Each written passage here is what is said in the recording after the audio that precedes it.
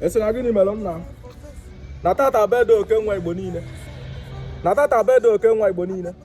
Chineke ka ebe ọ na-eme ya bụ bede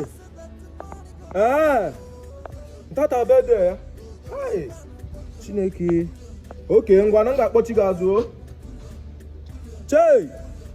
okenwa Igbo niile okenwa na-amụrụ ọha I wish you happy birthday. Ana m wish you happy birthday odogwu ọkanga dị na nwoke nkwenu dị na nwoke gba na nwoke ha. Ana m wish you happy birthday na-asị gị long life and prosperity ngozi ebe ọ bụla itinyere aka itinye n'aka na ya buru ife ọma itinye n'aka ekpe ya buru ife ọma ọ bịara egbu gị gbukwa onwe ya